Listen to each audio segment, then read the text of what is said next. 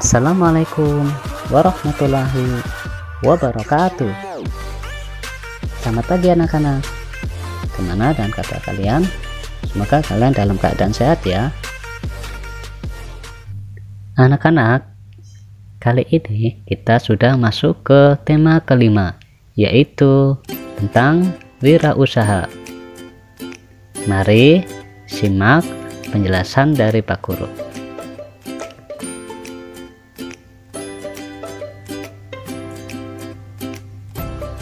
Untuk muatan materi kali ini yaitu IPS dan IPA.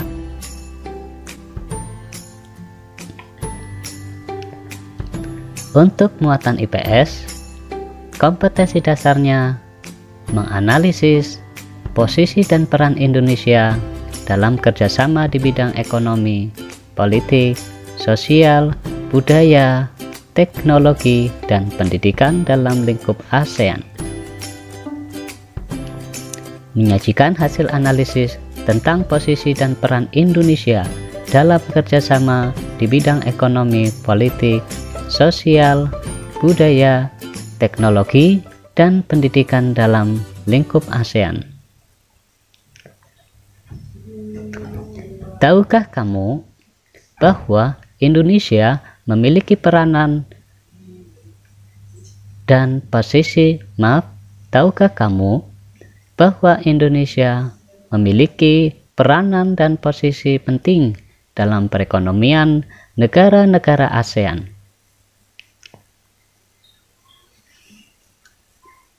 Mari simak cerita berikut ini. Pengalaman berkunjung di pameran budaya ASEAN.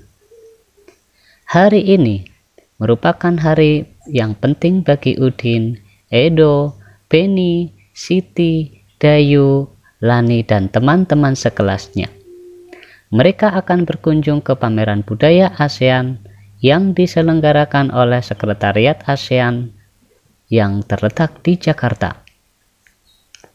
Wah, tidak sabar rasanya Udin dan teman-teman ingin sampai di sana. Kebetulan saat ini mereka juga tidak sedang belajar mengenai negara-negara tetangga. Mereka ingin sekali melihat bukti dari yang mereka pelajari. Sesampai di arena pameran, Udin dan teman-temannya dibagi menjadi beberapa kelompok.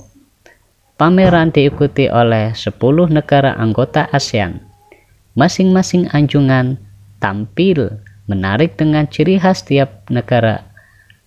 Anjungan Indonesia tampil dengan ciri khas rumah Toraja yang unik dan menarik. Selain anjungan dari tiap-tiap negara, dalam pameran tersebut terdapat anjungan khusus yang dikelola oleh Sekretariat ASEAN. Udin, Edo, dan Beni sangat tertarik dengan anjungan ini. Anjungan ini menampilkan berbagai informasi mengenai peranan ASEAN dalam mengembangkan wirausaha kecil. Selain itu, terdapat berbagai produk wirausaha dari berbagai negara-negara ASEAN. Sementara itu, Siti, Dayu, dan Lani sangat terkesan dengan berbagai makanan khas dari negara-negara ASEAN. Dalam pameran tersebut terdapat berbagai makanan khas dari negara-negara ASEAN. Makanan khas yang dipamerkan seperti singkong santan dari Thailand, po dari Vietnam, rap dari Laos, dan soto dari Indonesia. Tentunya masih banyak lagi. Mereka juga tertarik dengan wayang yang ditampilkan oleh anjungan Brunei Darussalam yang dikenal dengan Asik. Wayang ini merupakan kesenian khas Kampung Anyar yang berada di tepi sungai di Brunei Darussalam. Masuknya beberapa budaya asing menyebabkan popularitas wayang Asik menurun. Kondisi ini mendorong pemerintah Brunei Darussalam mengembangkan kembali minat masyarakat untuk mempelajari wayang Asik. Nah, anak-anak, pada bacaan tersebut menunjukkan pameran budaya yang dilakukan oleh negara-negara ASEAN. selain bertujuan mengenalkan budaya dan meningkatkan perekonomian.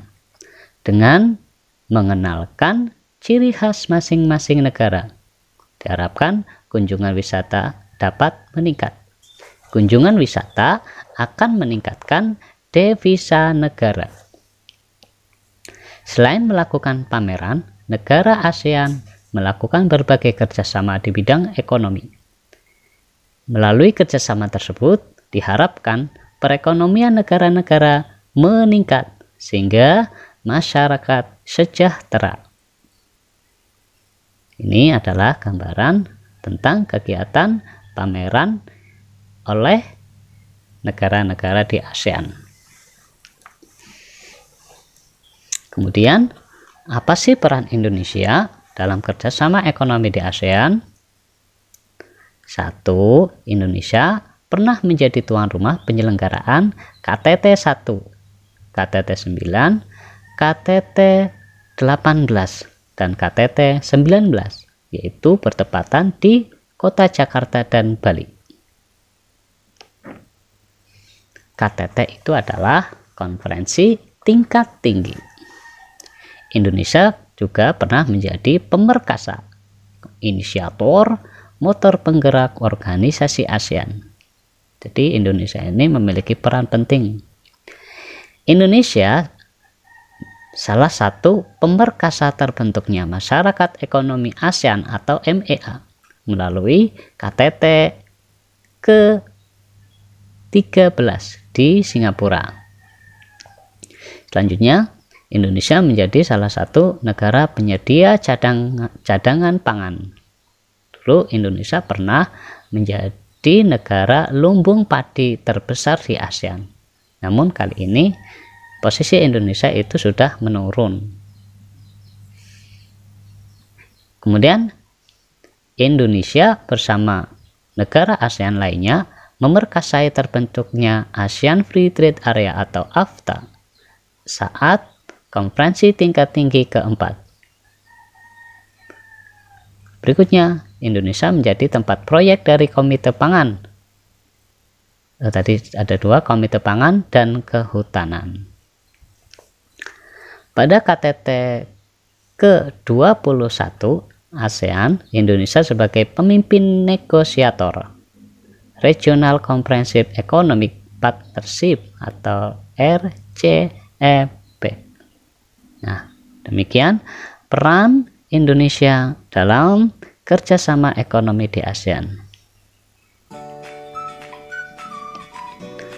Kalian lanjutkan untuk tugas harian yang muatan IPS.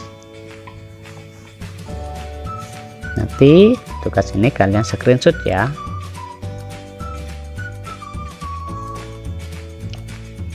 Jika sudah, kita lanjutkan lagi ke materi yang muatan IPA.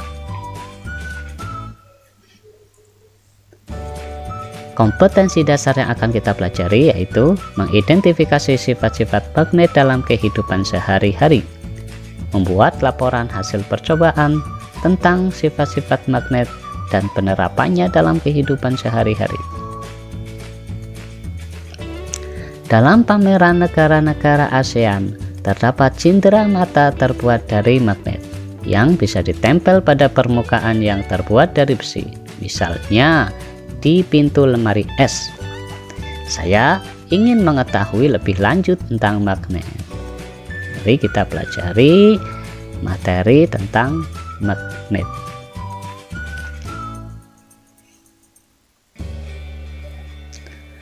Ada beberapa bentuk-bentuk magnet yang sering kita ketahui.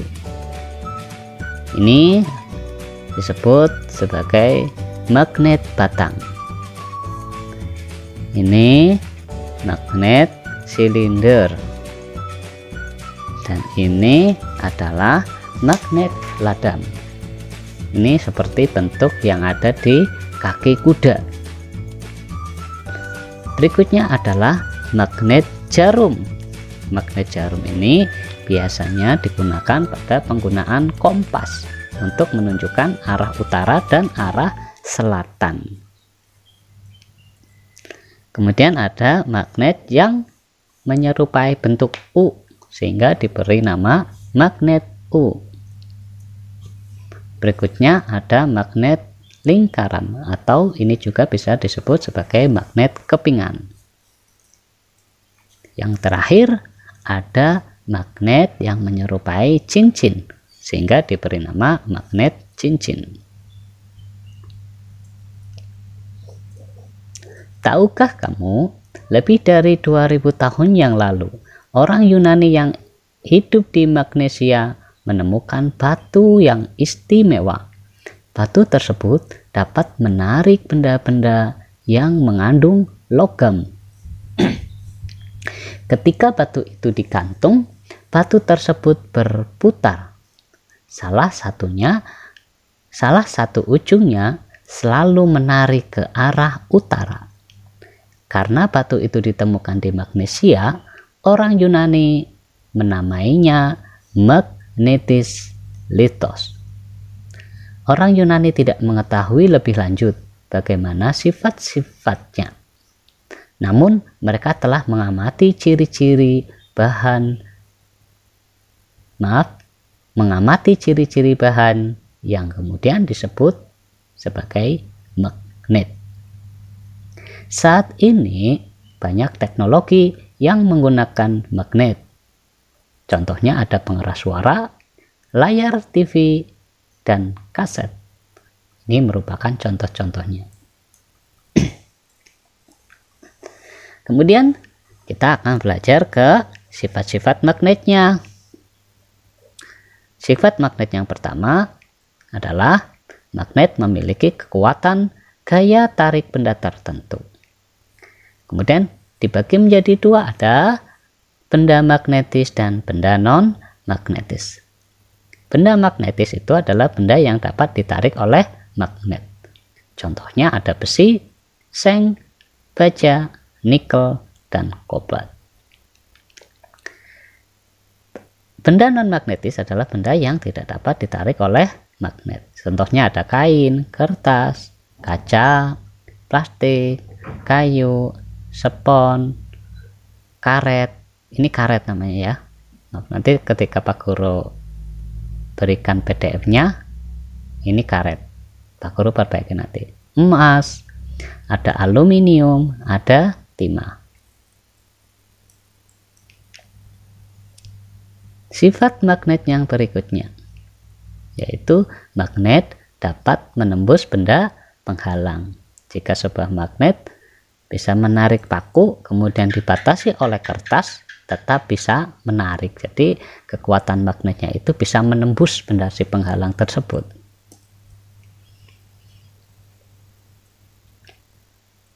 Ini adalah garis medan magnet. Jadi sifat magnet yang berikutnya adalah magnet memiliki medan magnet.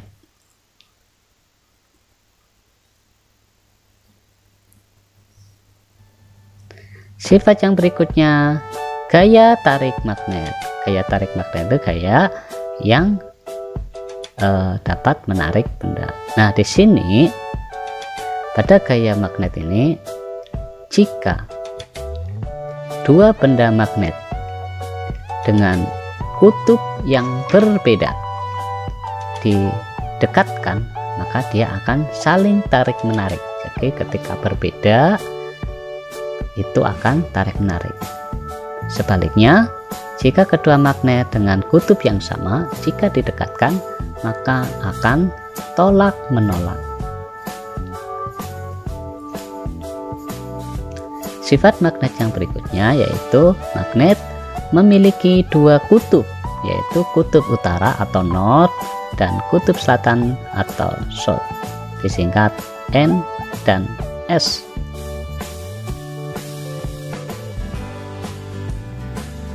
Nah, demikian pembelajaran untuk IPA-nya. Kalian semakin paham lagi dengan magnet. Lanjutkan tugas-tugas kalian ini, kemudian di screenshot ya.